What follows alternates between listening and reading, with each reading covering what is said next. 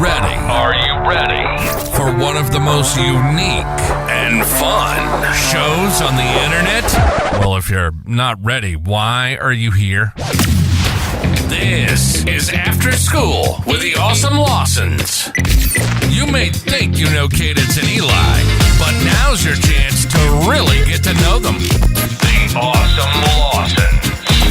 Finally something for the whole family. In this crazy world, we need the positive energy. We need the love. And we need to laugh more. And that's what you get here on After School with the Awesome Lawsons.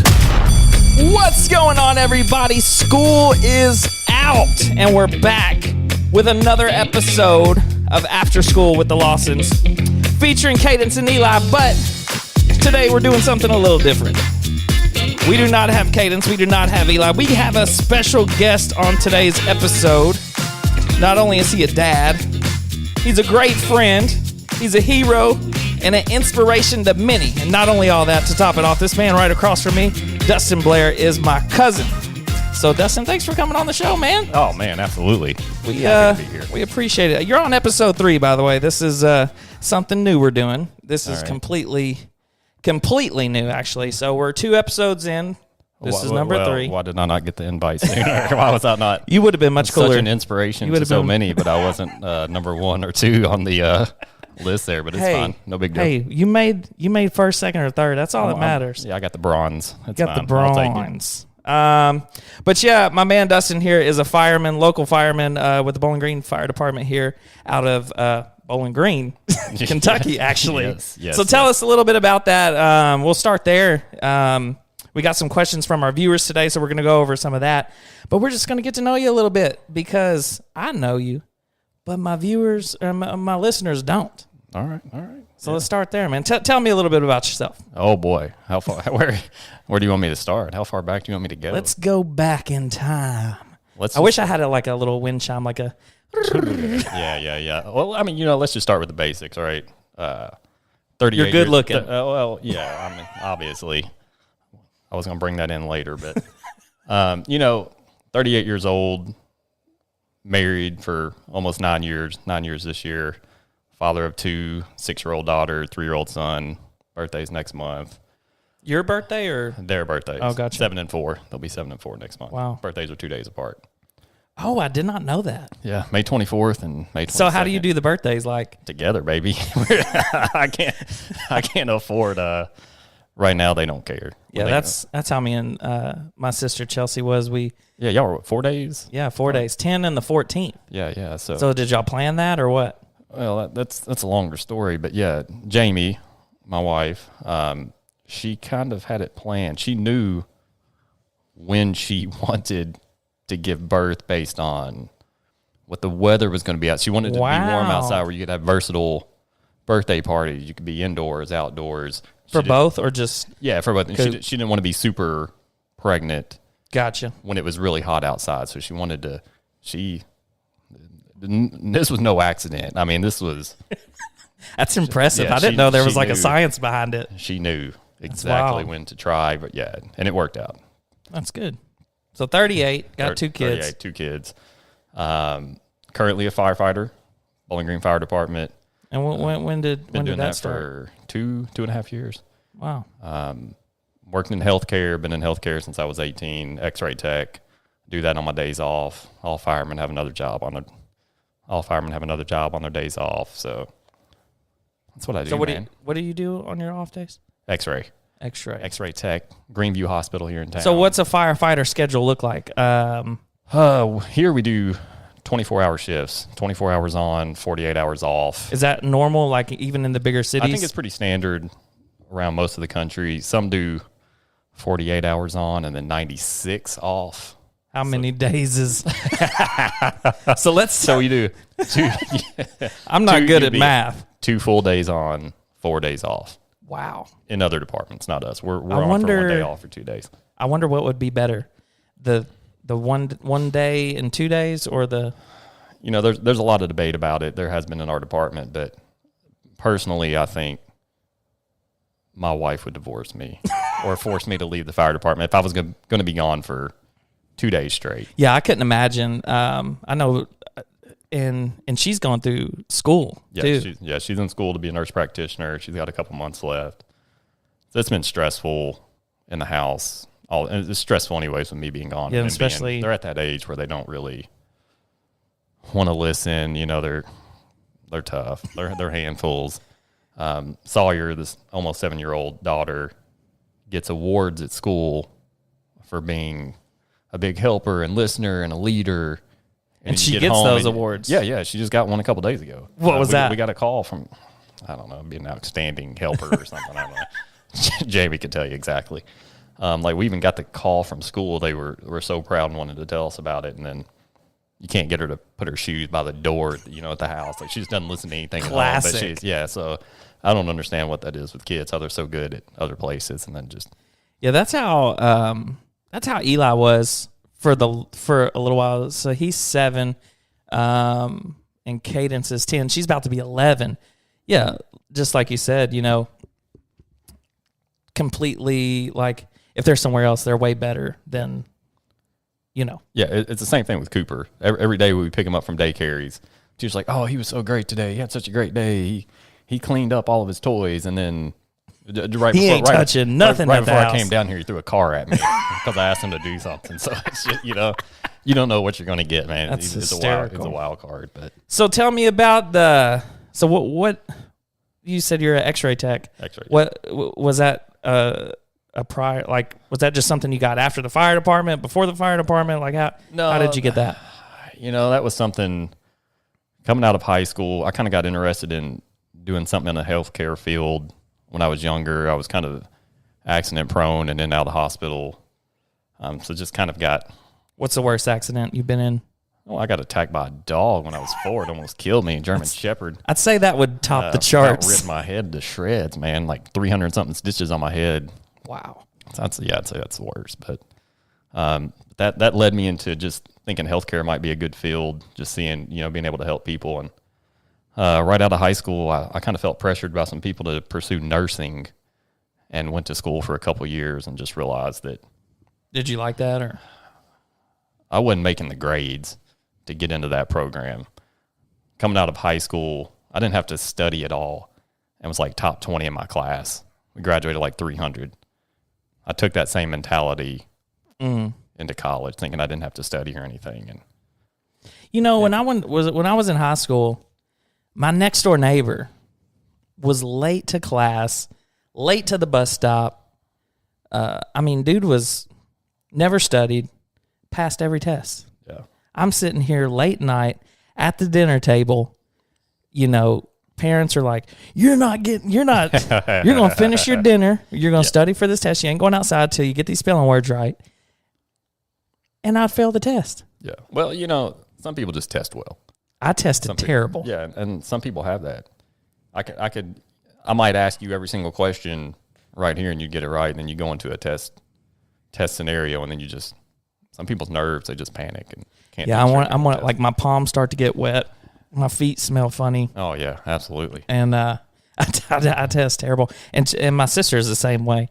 But we're smart people. Yeah. We just test absolutely, bad. Yeah, absolutely. Look at what you're doing. You're doing something right. So for our listeners, if you're a bad tester, it's all right. Yeah. Well, what do you suggest in that? Like, if I'm knowing, man, I know this stuff every night when I leave. I know this stuff. When my parents tell me. How do you? The biggest thing is being confident in what you know. I don't second guess myself. When I take a test, I'm normally the first one done. I read the question. Dude, I'm there after the bell rings. You can normally eliminate a couple of answers right off the bat. And then, I never go back and change an answer unless something later on in the test directly contradicts an answer that I put, and then I'll go back and change it. But I never even go back and reread questions once I've answered it. I'm just once I've answered it, I'm just done with it. See, I think that's my problem. Like, I'll answer it, and then I'm on to the next one, and I start thinking like, oh man, I think I've marked it B, and it should be A, or I start second guessing myself. So, do you believe that once you mark it, Like, don't go go with your intuition is what I'm trying to say. Yeah. I think normally your first instinct's correct in most situations in life anyways, but you can almost all the time eliminate two answers right off the bat. That's true. And what I always try to tell people is answer the question they're asking. Don't answer what you think they're asking or how you try to twist it. It's normally very simple. Works for me. You're a smart man. Because I don't know about that. But well, you're a smart man. I don't know. My advisor when I was at Western asked me if there's anything I'd want to do with my life other than nursing because you tested well? No, my grades weren't going to. Oh, he was pretty much saying, hey, you need a backup plan. Yeah, absolutely. They're like, yeah, your GPA is. Are you sure there's. What it was. I won't say what it is on here. Are you sure you don't want to just make coloring books for a living, sir? They're just like, is there anything else you've ever thought about doing with your life? Because you're not going to make it. And that's what led me to reevaluate from the whole nursing thing. And I took a year off from school. Just to kind of regroup or? Just regroup, just trying to figure out what I wanted to do. And I bumped into a guy from high school who said, hey, man, I'm interested in doing x-ray. I've started taking classes to go towards that. Would you be interested in pursuing that with me? And again, I knew I wanted to do something in healthcare, and x-ray was it was only supposed to be like a 2-year program, pretty good money with it as well. So I was like, why not? I think that year gave me some time to mature and just. Is that what it is? It's 2 years and you kind of get your degree or it's what? It's 2 years once you get in the program. You had some prereq classes and I only took what I could pay for at the time. I didn't want to take out any loans, so I was only taking 1 or 2 classes. So were you working at the time too? Oh man, 2 jobs. Oh wow. Yes, I'd only take 1 or 2 classes. I was gone from 7 a.m. to 11 p.m. almost every single day. So you paid to learn, like you kind of paid as you went kind of thing. Yeah, absolutely. Yeah, I didn't want to take on any debt. So I kind of took a slower pace. It took me from the time I graduated high school 7 years to get technically a 2-year associate's degree. Because I mean, you were debt free at that point. Yeah, absolutely. I came out of college, no loans whatsoever. I had some scholarships come out of high school and quickly lost that due to not performing well. So what do you suggest to our listeners? Oh boy. I mean, what were you doing not to perform well? Were you just like, well, again, it was just not taking it serious? Yeah, it was thinking that I didn't have to study. That's right. Didn't have to do the homework, and I would just come in and take the test, and just thinking I was smart and already knew all the answers, and I was humbled. Yeah. But I didn't learn after the first semester. I was like, yeah, that was a fluke. Let's do another semester, and I guarantee I'll get better grades. Not change my practices, same thing. I was like, let's give this one more go. 3rd time's the charm. Didn't work out at all. Wow. Well, let's go a little further back to. So where are you even from? Bowling Green, born and raised. Hometown boy. So you've been here all your life? Yeah, pretty much. I moved away for 1 year, 1.5 years to a small city north of here called Horse Cave, Kentucky. That's where I ended up getting attacked by that dog when I was 4. Oh, really? But I mean, it wasn't like your choice to move. No. I mean, you were 4. Yeah, it was something. All right, I'm packing up, guys. So, yeah, this means I'm going to see the sights. I don't. City's not big enough for me. Yeah, no. A mom and stepdad thing. She got remarried, and he had some family there, and wanted to check that out. So how was your childhood? Growing up, because a lot of our listeners are younger, and we get a lot of single moms too, and parents, and honestly, this podcast is directed towards a wide range of audience. But just tell me a little bit about who Dustin was, where he came from, and obviously we know where you're at today. But let's just fill me in on that backstory. For the most part, I would say we grew up, I won't say like dirt poor, but we were on the lower income side of things. We lived in a lot of different trailer parks, a lot of different apartment complexes here in town. We had everything we needed to get by.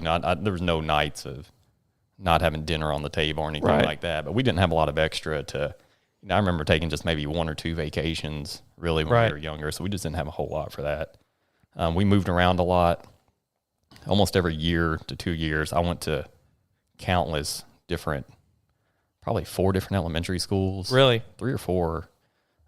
So it was a lot of moving around. A lot of moving around. It was difficult to make friends because I'd jump from one elementary school to another. I went to 2 different middle schools. Do you because we move Cadence around, with us, with my job, move me here, move me back. And Cadence has been one of those people that, jump from school to school. And she's pretty extroverted, to a point to where it's easy for her to make friends. But, I mean. I was the opposite. You were introverted. Yeah, very shy. Still, to some degree, I am now.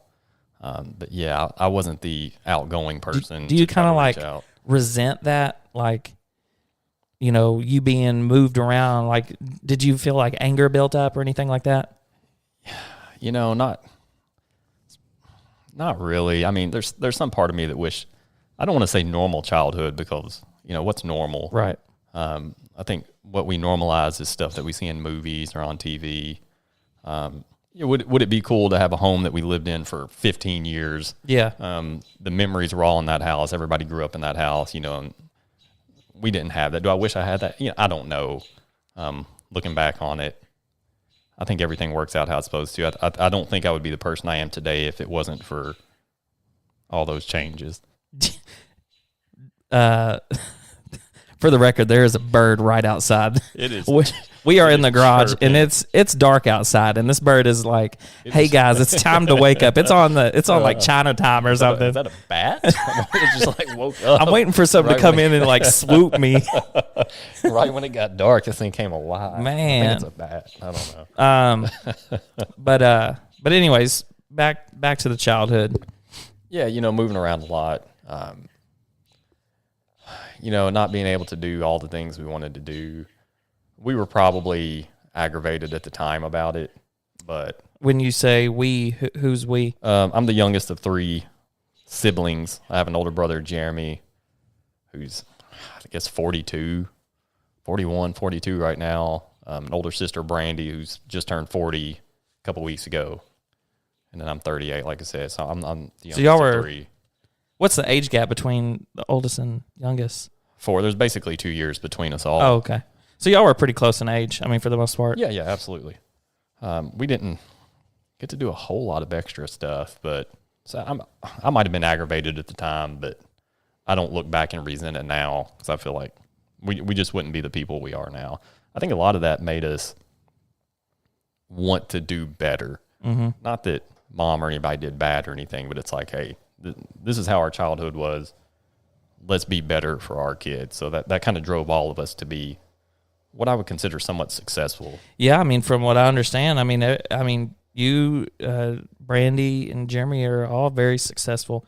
And do you think that kind of pushed you guys to be successful is because of what kind of you grew up in and that not saying it's a bad atmosphere, you know what I mean, but I want to do different. I want to do a little something different for my kids. That way they don't kind of grow up the way I grew up. And I think that's all parents. All parents want to do it different. You know what I mean? Yeah. They all want to top kind of. But yet still, we still make mistakes as parents. Daily. I don't want to do some of the things that my parents did, but yet I'm doing things that my parents didn't do, and I'm still making mistakes along the way. You know what I mean? Absolutely. And I'm sure my kids, when they get older, they're like, I don't want to do this that my dad done to me or my mom done to me. You know what I mean? Correct. So it's like a never-ending wheel that spins. It's I think I feel like I've improved my children's childhood so far above what my childhood was. But who knows what their memory or recollection of everything's going to be when they get married. Hopefully it's a good one, but they may get married and be like, God, I want to change. I don't want that kind of. I don't want my kids to live what I had to live. Right, exactly. Who knows what their perception is going to be, but hopefully it's a good one. So when did you start to notice, man, I'm really doing good for not only myself, not only myself, but my family. I finally, am moving forward with life in the right direction. Well, finally graduating college, getting a degree, starting what I would consider my career, which I was probably mid-20s when that finally happened. I feel like that was huge because at that time, I was the first one in my family to go to college and to graduate from college. So I feel like that was definitely put me on the right path. Did anybody else graduate between you? Since Brandy graduated, nice. of course, for And Jeremy was early just like childhood born development. with. He's like a prodigy, just a child. Dude is An IT genius. So tell me, he's a nerd. I knew you told me a story. Like I said, guys, this is my cousin Dustin Blair, and I know him, but you guys don't, and that's why we're here, and that's why we're telling these stories that we did. But I remember something about internet or something, like he was able to get free internet back in the day or something. Yeah, this dude, when he was in high school, which computers really just becoming popular back then. Wait, around what year was this? I graduated, we'd say mid-90s. Okay. So, yeah. Mid-90s. We probably got our first computer early 90s, and that, of course, they were huge boxes. Windows, I'm assuming. Oh, I don't even remember, man. Who knows? I don't even know what was before Windows, honestly. It was probably whatever was before Windows. He latched onto it, learned everything he could about it. When he was in high school, I remember multiple occasions where, like, the police department or sheriff's department, their computer systems would go down, and they would go get my brother, 16, 17-year-old kid from Greenwood High School. You're kidding. And bring him to fix their computer systems. No joke. And it's just like, that is crazy. yes. And then he just got it. It just clicked with him. He didn't have to work hard for it. He just understood it all. And to this day, he still just gets it. He's super successful. Yeah. In the IT computer world, just living his best life. That's wild. Killing it. I wish I knew a little bit more about computers than I do. I mean, I get it, especially with like all the equipment and stuff. Like, I wish I was more in tuned with like the editing process, sound, and just like the engineering aspect of audio. Yeah. Like when we're trying to hook up like home systems at the house to get, the thermostat to connect with the phone or this or that, I can't even figure that stuff out. I have to. Yeah. Hey, Google. Well, Google or the wife, Jamie, she can figure it out sometimes. Even stuff as stupid as PlayStation 4, I can't figure out what's going on. It's just never been. And at the fire department, a lot of times we'll have the internet will be down or they can't get the TV to work right. And since I have glasses and I kind of look like a nerd, they just assume, hey, Blair, come fix this. And I'm like, guys, don't let these looks deceive you, bro. Yeah, I have no idea what's going on with the technology. That's hysterical. So about when did you feel like you kind of started moving in that right direction? Around what age? Because I'm 32. I'll be 33 this year. A lot of these kids, like, I got to have a new car. I got to have a lot of stuff that is a first for me is like happening now. Yeah. Well, I don't want to say lucky. I was able to get a little bit of money out of the dog attack when I turned 18. So I was able to. Well, you were lucky you lived. Yeah, I was lucky I lived, and I was lucky to get a little money out of it as well. So I was able to buy my first vehicle at 18 when I had. What'd you buy? It was an Isuzu Trooper. Oh, nice. Yeah, probably nobody's ever heard of that on here at all, but I think it was a 1999 Isuzu Trooper. I bought it in probably 02. My first car was an Isuzu too, but it was a rodeo. Oh, yeah. I remember that, actually. It was awesome. Like, it had no air conditioner. The heat worked nonstop. Like, you couldn't turn it off. So even in like the dead of summer, like, it was blowing, and like. But you were riding, man. Yeah, I had wheels. You didn't have to bum a ride. I didn't have to bum a ride. My mom, I wanted to play sports, and she was like, "You want to play sports, or you want to, get a car?" And sports at the time, like football, it's like 2 days. Sports is a full-time job in high school, and I was like, man, I want a car. I want to be able to go places and do things. Obviously, I have rules behind that. Be home at a certain time, this, that, and the other. Let mom know where I'm at. But I had a car. It didn't have a radio, but you know what? I improvised. Did you have like a Discman, or did you? Did you take like a boombox with you? So I can't remember. Yeah, so I bought a converter, and then I just took my. I don't even know how I got a converter. I didn't even know what a converter was, but evidently it converts the power from your car power to like AC power, and so like I took my in-house stereo, plugged it in the back seat. But like if you got over like level 20 in volume, like it would It's like trip. shut the whole car down. The car wouldn't shut down, but the thing would trip. Yeah. And like you had to like turn it off, reset it, go back to like volume 10.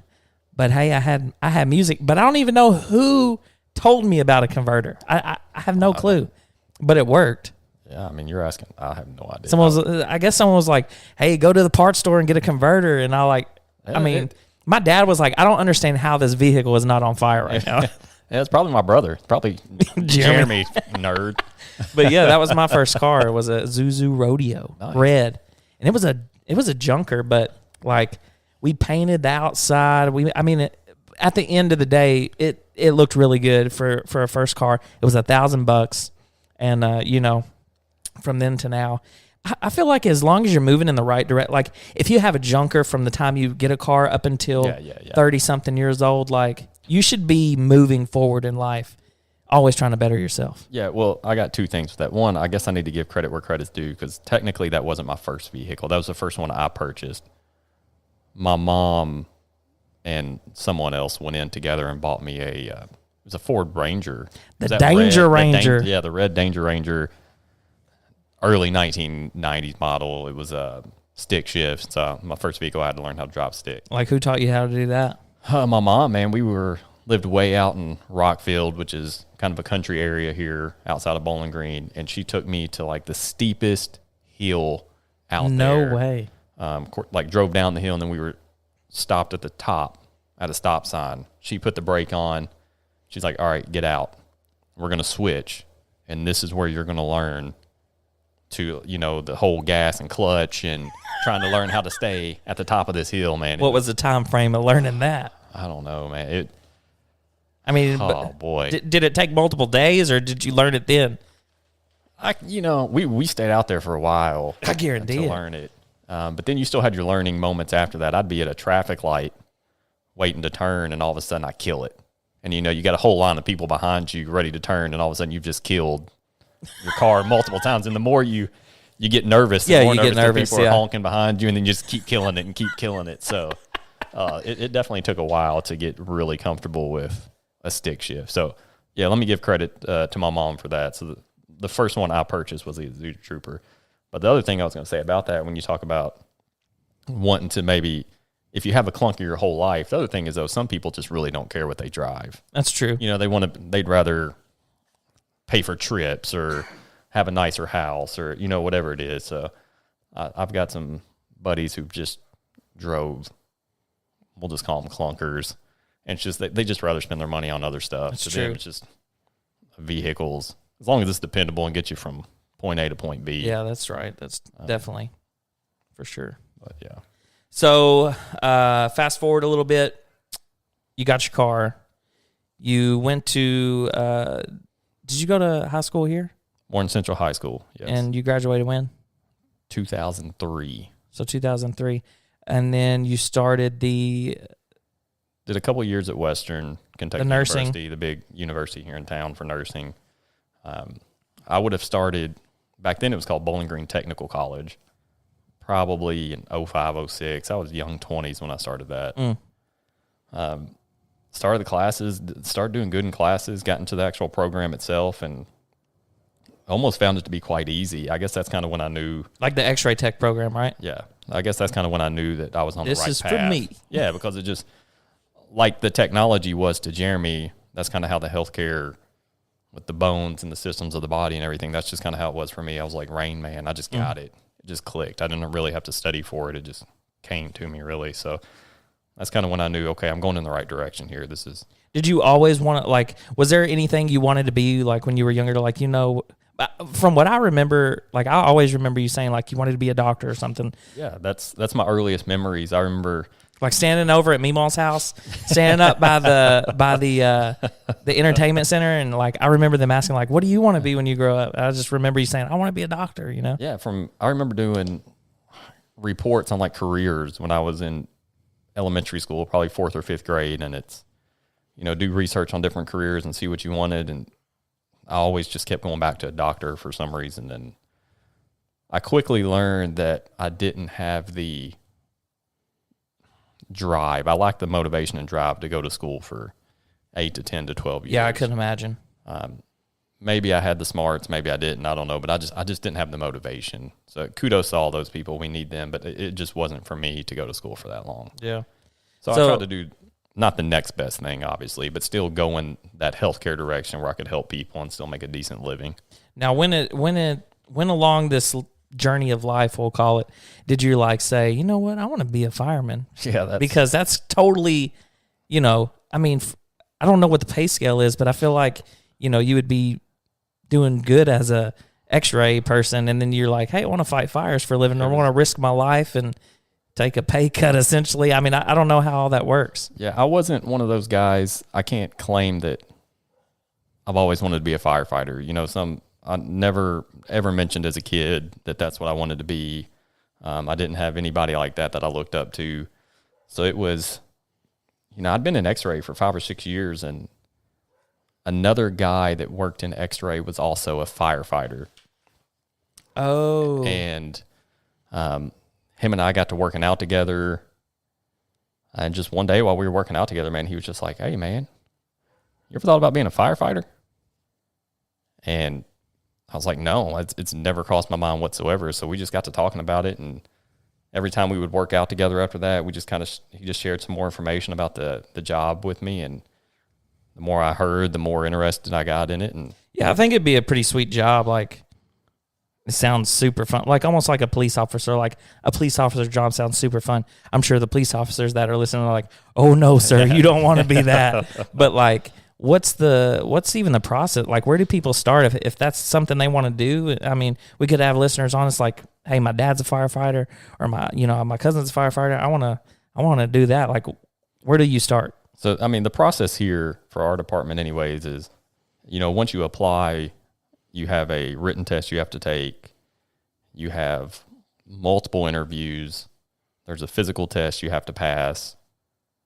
Like a lie detector. There's some other little things that you have to do along the way.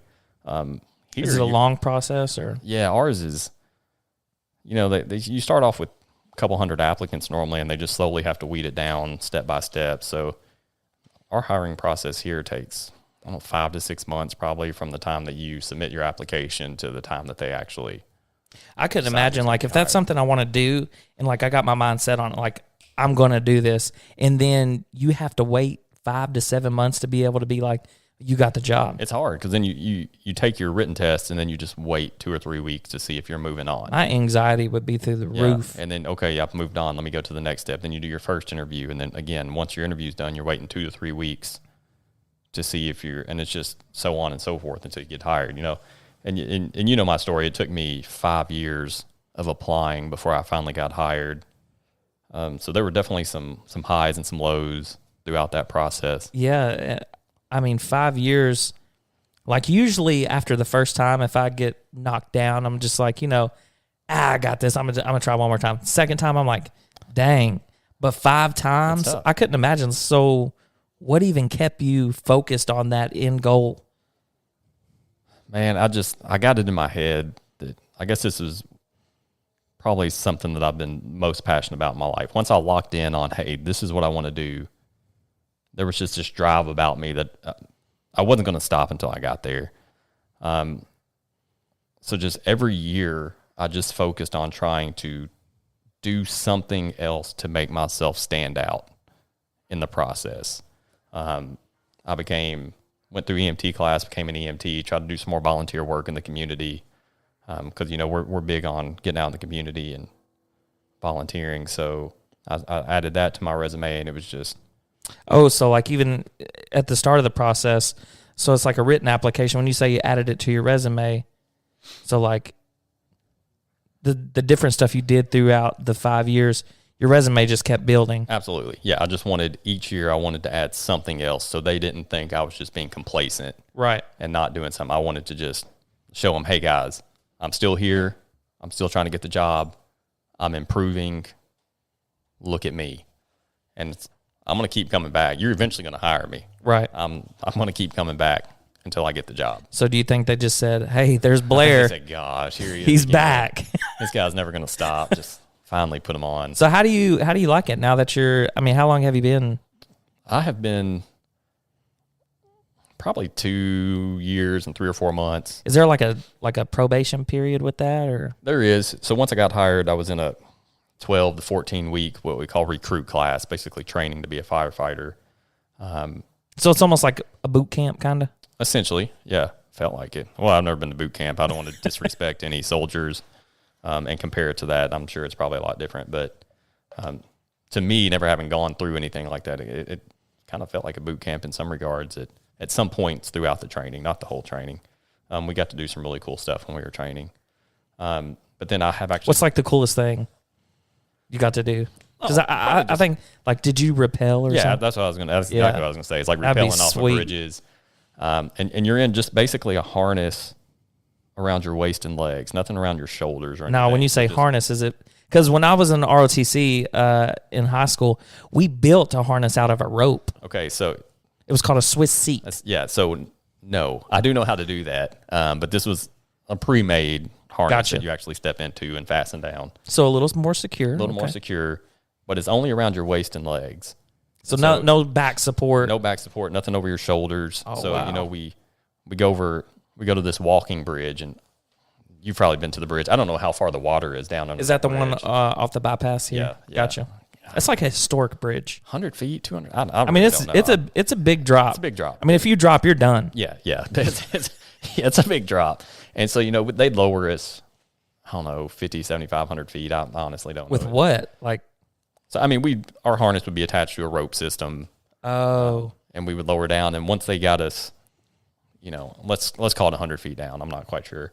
They're like, okay, now let go of the rope and flip upside down. Go inverted. Wow. And it's like, I would be like, I'm not doing it. There's nothing on my shoulders. There's nothing. So you have to trust the process. Is that part of the test? I mean, well, and then they wanted you to flip upside down and then let go. And we had a rope, and they wanted us to tie like knots or something. They wanted us to do something with our hands, because they're like, you could be in a situation where we have to lower you down like this, and there might be a patient down there or a victim who needs medical attention, and you have to flip upside down, and now you're having to help take care of them. But it also teaches you to trust that even though it's just a harness that's around your waist and legs, you're not going anywhere. You're not going to slip out of it. I mean, I would do it. I'm terrified. I guarantee it. Absolutely terrified. I think it would be fun. I think that's like that kind of stuff I enjoy. It's different. The thrill. Yeah, I mean, I've had so many firsts since I've been at the fire department. So that's how does that make you feel? Oh, it's awesome. You know, do you feel like I'm pretty sweet? Yeah, you know, I wish I'd have grown up doing this kind of stuff, really, but just still to be able to have the opportunity to do it. You know, we were actually rappelled off one of the parking structures up at Western. You know, probably 6 stories high. So just getting to do that kind of stuff is really fun. And you're 38. Like, what's old for a fireman? Like, you know what I mean? Like, I feel like it's me. I got into the game a lot later in life. Yeah, because like, what's normal? It's kind of a young man's game. I'd say most people get hired, I'd say, in their young to mid 20s. Yeah. I was, I guess, 30. I think I turned 36 when I was in recruit class. Me and one other guy in my class were both 36. Everybody else was 20s. So I feel it every day. Working in the hospital my entire life, and then going into to be a firefighter where it's a lot more physically demanding. I feel it. Definitely starting so late in life. Couple questions now, since we're on the talk about the fireman Dustin Blair. We posted on our Instagram. If you're not following us on Instagram, it's the.awesome.lawsons. And so what we do is, like, if we're hosting a special guest, we'll post, you know, something that's like, hey, you know, what kind of questions would you like for us to ask? These, sir, are questions from our viewers. All right. I like it. So our questions will get answered for our listeners. Our listeners, not our viewers. Nobody's watching us right now, the viewers were watching here, but now they're listening here. All right. I'm confused. But me too. I'll just answer questions. It's all right. So this one is from Anna. So it was like, how long have you been working? I think we may have covered that, but you want to touch on that real quick? How long at the fire department? Yeah. Yeah, it's 2.5 years now. And this is from Megan. How do you like your job as a firefighter? Absolutely love it. I wish I would have started trying to do it when I was in my early 20s as well. Why? Man, just one of the greatest things is just every day's different. it's not the same monotonous day over and over and over, because you really have no idea what your day is going to hold. You have no idea what that next call is going to be. Every day is 100% different than the last day. Yeah, I would say that's different from a factory, because like you go in, you know your station, you know the stuff you're doing, you know the buttons that got to be pushed, you know how many times that button's got to be pushed that day. But, you know, with the fire department, it's like you're waiting around until the bell rings, and then you figure out what's going on. Yeah, it might be a medical call we have to go do. I was going to say, like, what calls do the fire department assist with? I know fires, but, you know, what else? So, yeah, definitely fires, a lot of car wrecks. We help out on a lot of the medical calls in town. We kind of have an agreement with the ambulance service here in town where we go in conjunction with the ambulance. And a lot of times we're positioned so strategically throughout the city that most of the time we get to a medical call several minutes before an ambulance might actually get there. So all of us are EMTs, some of us are paramedics. So we have the ability to at least try to stabilize the situation if it's a real bad one before the ambulance. So you say EMTs and paramedics. What's the difference? EMT is a little more basic per se. You can only do so much. Paramedic can intubate a patient, which is put a breathing tube down. They can start IVs. They can push medicines, pretty much any medicine that a patient needs. So is that kind of like a paramedic can do like that. A nurse on wheels, kind of like? Is it kind of like a nurse, I guess? Yeah, I mean, if you're pushing IVs and stuff. Yeah. Nurse. For the ambulance world. Am I saying that right? Ambulance? Ambulance world. I don't want to give any false information, but of course, to be a nurse here, you know, you got to have at least an associate's degree, 2-year degree once you're in the nursing program. I think to be a medic, I think it's maybe an 18-month program through various colleges. Don't quote me on that. I don't want to get anything wrong, but. Moon Fairy, I like that. Her question, or his question, is why'd you choose to be a firefighter? And we may have touched on that already, but what was the big reason that you was like, hey, I want to do that? Yeah, well, a lot of it was, and I didn't really mention this earlier, but I had been in the hospital and healthcare for so long. I started in healthcare when I was 18. Even though I didn't become an x-ray tech until mid-20s, I had been in the hospital in various roles. And I'm not trying to toot my horn or pat myself on the back, but I just felt like I was really good at it. It just, like I said earlier, it just clicked with me. I basically understood, knew everything there was to know about x-ray. And once that gentleman started talking to me about being a firefighter, it was kind of opened up something where I had never really pushed myself. You kind of like settled for x-ray because it was something that came to you? Yeah. So you're like, why not? Yeah, it was good. But you enjoyed it. I enjoyed it. I made, decent money doing it, but I got to thinking, like, I'm kind of taking the path of least resistance. I never really stepped outside of my comfort zone and really pushed myself mentally, physically. So I was like, this is going to be a challenge. I want to see what I'm made of. I want to see what else I can do. But then also I want to be outside of these walls. Yeah. I do all the hospital work. It's kind of in a controlled environment, obviously. I love being outside too. Like, yeah, let's get out and see how I can help the community outside of being in the hospital and just really challenge myself. Yeah, and you said comfort zone. Like, I've always been told, like, if you're comfortable, it's like you're not vulnerable. Well, and you never want to get... You never want to be in any job, you never want to get complacent. Let's say the word complacent. You never want to be complacent in any job that you have. You want every day you should be learning something different, striving to be better every single day. And it's okay to be something else I like to tell people. It's okay to not be good at something, but it's not okay to not be working on that to try to get better. There's a lot of stuff that I've only been a fireman for 2 years, and I'm not your prototypical. I didn't grow up with like a mechanic's mind. I didn't grow up with tools, and so I'm already behind the 8 ball from a lot of these guys who are just a lot more advanced than me. They have a lot more knowledge, so it's like every day, constantly, I'm trying to learn something different, trying to just keep improving because I'm nowhere near where I need to be. Right.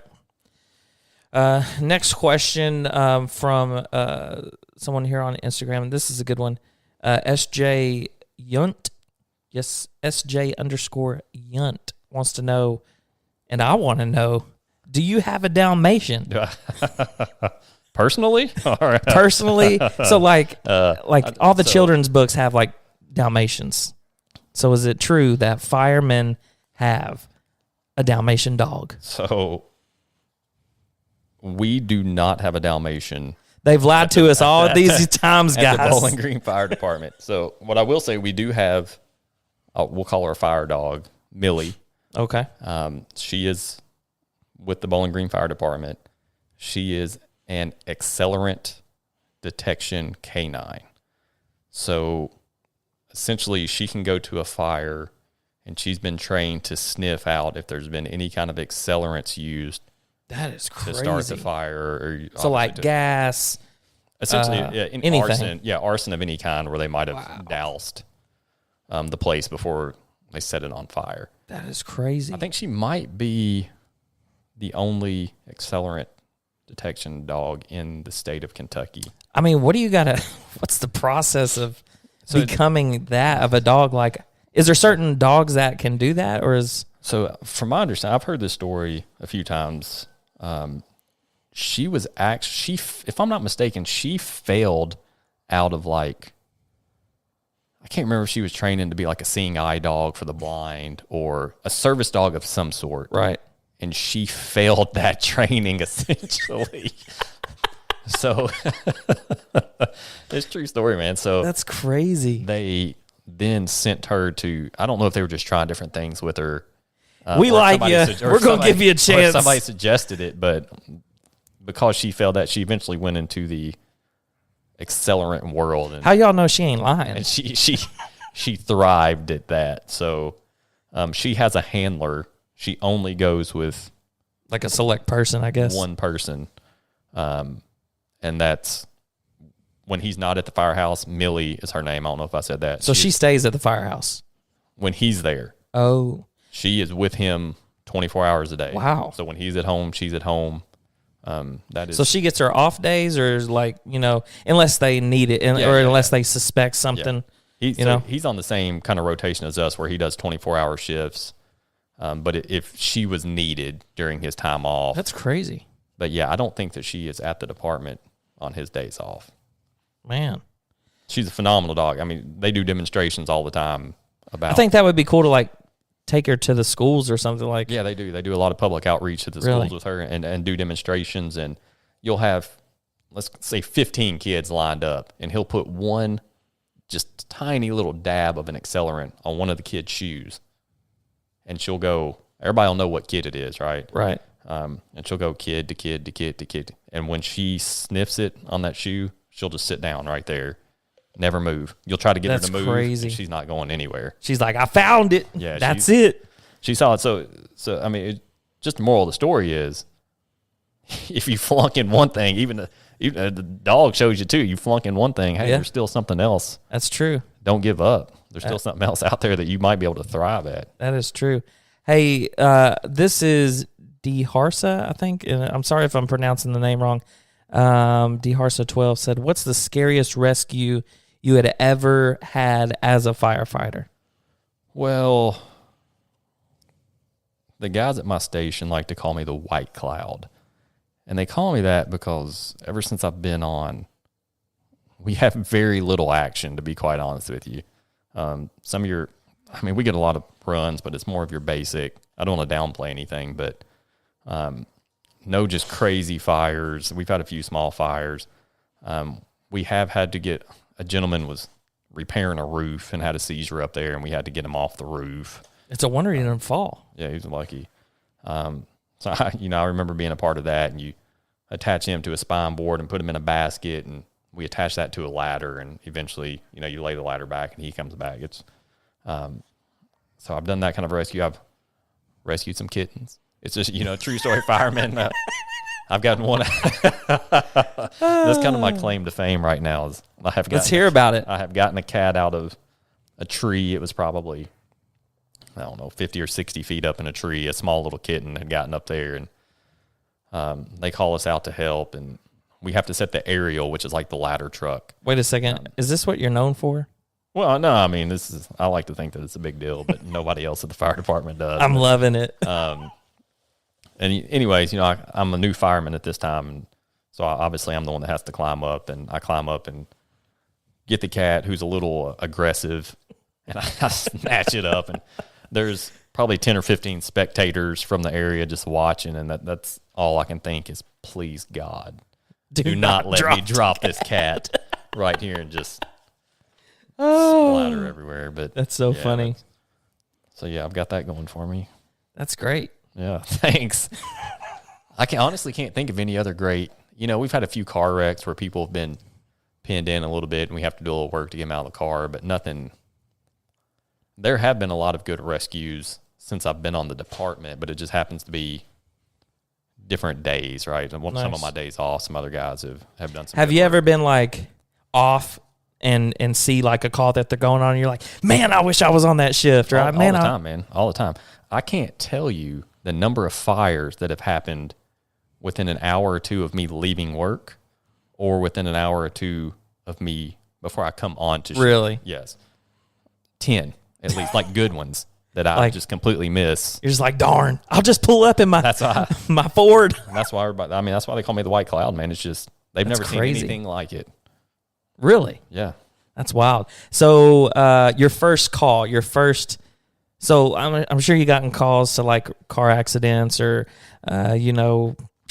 broken ankles. I don't know, but like your first fire call, walk me through it. Was you pumped? So the first, I'll walk you through the first call that I got where we were first on scene. We get knocked out to an apartment for a fire alarm, and then when we're en route, they upgrade it to, hey, there's smoke showing there's an actual fire. We come around the corner, and when I see it was a townhouse actually, and I actually see smoke coming out, I wanted to throw up, honestly. Just get nervous. I was just like, oh no, here it is. I mean, this is what you train for, but, right? But whenever it happens, there's definitely a bit of nervousness. Oh yeah.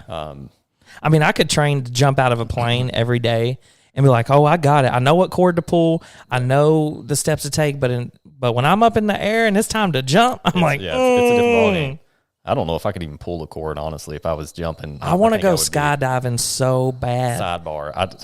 I want to, but until I'm up in the air, then I'm like, was this a good idea? It'd have to be tandem. I'd have to have somebody there who could pull the cord for me, because I'm afraid I would lock up and just fall. And just not be able to, oh, man. I don't know if I could probably do it, but I just have that feeling that's what would happen. But yeah, just nervousness, honestly. And it wasn't a big fire once we go in and actually put it out, but just that first call, like, okay, here we are. We're the first ones here. There's smoke. It's time to go to work. It was definitely some jitters. Yeah. I've not had really just a huge, great fire. So if I got one next day and I round the corner and there's just flames everywhere, I mean, there's definitely still going to be some of that nervousness, but we train hard. We train every day. So even when you're, when you're at the station and not at a job, y'all are doing something. Yeah, we train normally of a morning, and then we train in the afternoon as well. So we train a lot. So we're ready for whatever we get, for sure. Yeah. This is totally off topic, right. But this is a question that I thought would be cool. But if you could bring 5 people to a desert island, which 5 people would they be? Are we talking anybody in history? And I want to kind of go through this too. Yeah, I think anybody. So let's do anybody in history. Anybody. Okay. Do you want to do excluding family? Like, let's make this celebrities and historic figures, or you want to throw in? Well, I don't know. I got to bring my wife, and at least my wife. I got to bring her. Maybe not the kids, but to desert island. Why not? I love my wife. I like sharing moments with her. Anything that. Okay, so wife is one. A desert island? Yeah. Is this like a tropical desert? Like, what do we? So we're like surrounded by water. Okay. On this desert island. This is now possible, okay? Okay. So we're surrounded by water. It's like a beach, I guess. Okay. A hot beach. Okay. I want to hear your first one first. I want to see what direction you're going with this. So my first person, I'm thinking like shelter, food. I'm bringing Bear Grylls. Is that his name? Yeah, something along those lines. Like he could show us what bugs to eat, which plants to eat. Okay, I like that. And we can come up with this list together. Well, somewhere along those lines, I like to watch Naked and Afraid. Oh yeah, I like that show. I enjoy that. So then they have Naked Do you and like Afraid XL and all the naked or the afraid part? I like it all, man. So there's a couple guys on there, and I'm not going to know their last names, but one's name is Steven, one's name's Jeff, I think, and they're like the all-stars, right? Every time they have a huge challenge, these guys are on it, and they can build shelters. They know can hunt anything. Dude, there's a fisherman on there. I can't think of what his name is, but he caught the eels. Oh, that's Jeff. Dude, he is sweet. And he was screaming and celebrating every time. Yeah, he was like, yeah! Yeah, that's Jeff, man. That's either one of them or... He was like the fisherman. Yeah. He caught the eels for the village. Yeah, he's sweet, dude. They can make fire out of nothing, and shelter's phenomenal. And he finished like every single time, didn't he? Yeah, I think he finally had one on this last season where he got sick and had to tap out. But would you ever want to do something like that? Like to just push your body and mind to like... I'm not opposed to it if I could be clothed. Yeah, naked. I don't want to be naked, but I don't know if I could. I'm really not into eating bugs and stuff, and I want to be like. I don't like fish at all. I don't. So you're gonna have to learn on this island, bro. Having to survive off fish. Are there chickens on this island? So I always wanted to do like the Alaskan front, like be in Alaska and just try to survive. Like I want to see what my body can handle in any situation. I want to push my limits. Yeah, I get it. Absolutely. I guess it's like a man thing. I don't know. Yeah, no, for sure. So Bear Grylls would be mine. You said I'm gonna take Jeff. Yeah, Jeff from Naked and Afraid. I'm gonna come on your boat. So now you got me, bro. So now we got to fill 2 other slots. I'm thinking we need a good, entertainer. That's honestly exactly what I was thinking next. Who can entertain us? Because, I mean, I think Kevin Hart would be funny on an island, because he's going to be there to lift you up. Do you think he would get old after a while, not being able to get away from him? Yeah, like just kind of that screaming and loud all the time.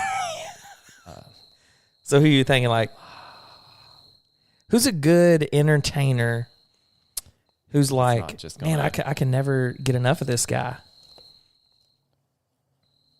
I'm hearing a cricket. Yeah, I hear that too. I'm trying to think of just who's a good chill comedian I'm trying to think of who I've seen lately. What about that guy that takes his shirt off and like... Oh, what's he's Bert funny. Kreischer? Yeah, he's like super funny, dude. Man, he would be he's super chill. Or, gosh, what's that guy's name? I don't. Theo Vaughn. Yeah, he would be. He would be hilarious. I would love to be on a podcast with Theo. So Theo, if you're hearing this, bro, I would love to be on a podcast with you. I think it'd be super cool. So that's where I'm going. I'm going with entertainer. I'm going with Theo. Let's go with Theo Vaughn. So we got ourselves. We got Bert would find a way to get us drunk, and it'd be wild. I don't know. He'd be like, "Take your shirt off." It'd end up being Naked and Afraid with him on there. I'd just be afraid. Yeah. So we got an entertainer. We got someone to, and then. I think we need like a spiritual person to like just keep us sane, like Jesus, just to like reel us back. Yeah, kind of like Jesus. Some good gospel spoken person, like, but not over the top. You know what I mean? Like someone to just kind of like reel us back and be like, hey, you're having fun over here. You're eating bugs, but still keep your faith. You know what I mean? Are we talking like Joel Osteen or whatever? Yeah, are we talking that much? Or are we talking like our local? Isn't he overboard? Like, are we talking our local preacher? I love my pastor. He's a great guy. Steve Ayers. I mean, we could take Steve Ayers. Steve would be fun. He's a good. He likes to have fun. He's good on a boat. He can drive a boat. Maybe he could build a boat so we can get out of Dodge. You know what I'm saying? Well, yeah, we could get Noah. He can build. Noah could build a boat too, man. If you could do it all over again, what would you do differently from, start to finish? This is going to sound really cliche or something, but honestly, I'm really thrilled with where I'm at. I've had some ups and downs, but everything has led me to where I'm at now. I wouldn't be the person I am now if I didn't have those peaks and valleys. I've made mistakes, but nothing. I've never been in jail, never been arrested. You made life lesson learnings, like, you know what I mean? Yeah. So I haven't messed up so much that it cost me something in the long run. Yeah, I think I'm right there with you. Everybody always asks, like, what would you do different?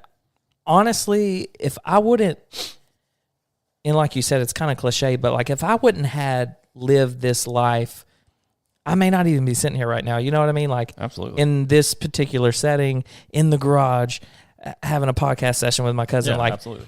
You go through life.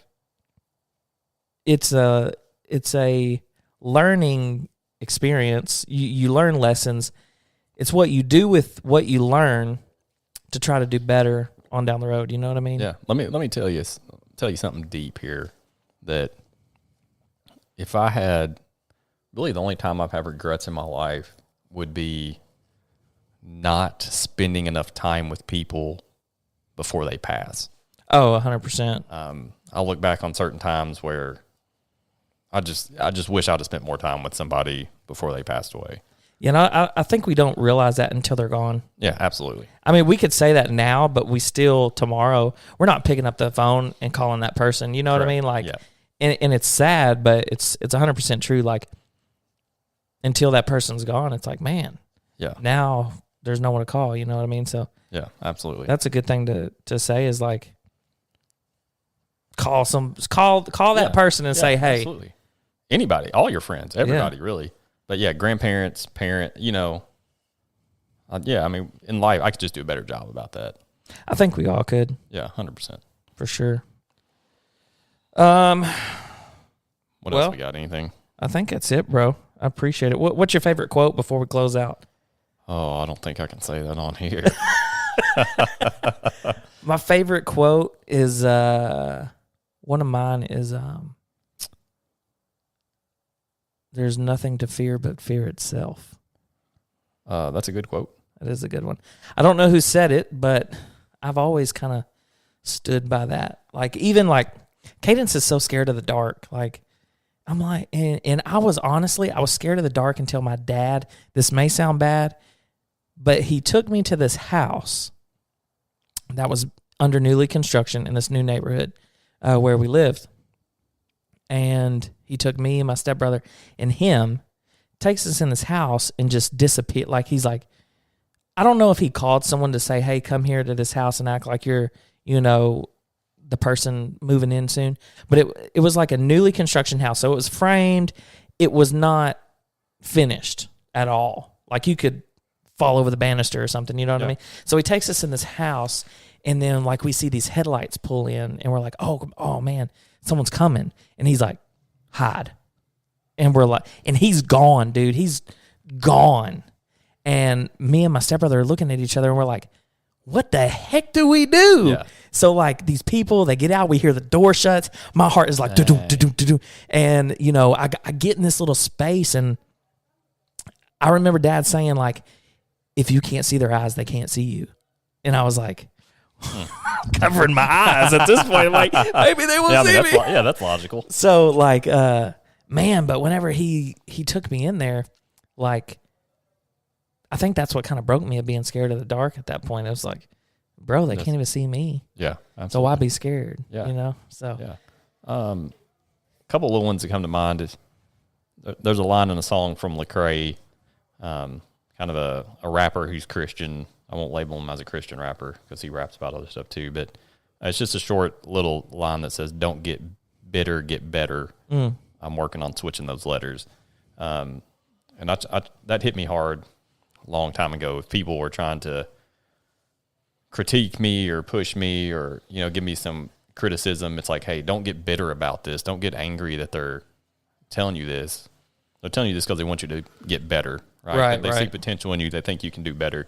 So don't get bitter about a criticism. Just get better. And then give them a reason. Then they won't be able to criticize you, right? Get better, do things the right way, and they won't be able to criticize you. Man, if our listeners could take anything out of today's conversation, what do you think they should kind of focus more on?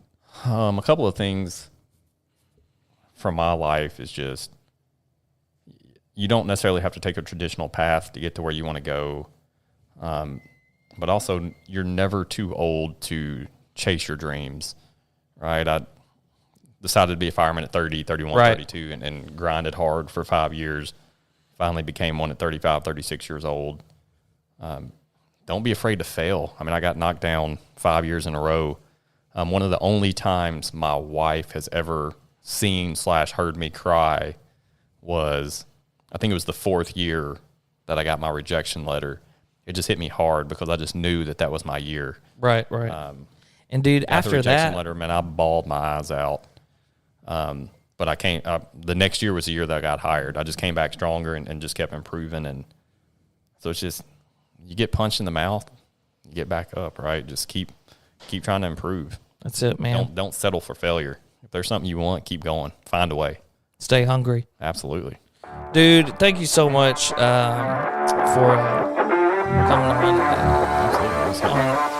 on today's show. I appreciate it. It's been a blast. Thanks for having me.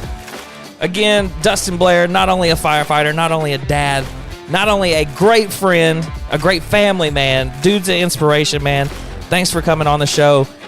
I will definitely have you back again. Yeah, I hope so, man. I appreciate it. Real quick, we got new merch out, theawesomelarsons.com. Don't forget to get your busted new gear. We got that new drip that you want. If you want to look like Cadence, if you want to join the family, you got to pick you up some busted new gear. Don't forget to follow us on our socials. On YouTube, The Awesome Lawsons. We got our Instagram, the.awesome.lawsons. We also have started this here podcast, so if you're listening, thanks. Be sure to tell all your friends about it. We appreciate you, and we will see you next time on episode 4. Dustin, thanks, buddy. Absolutely.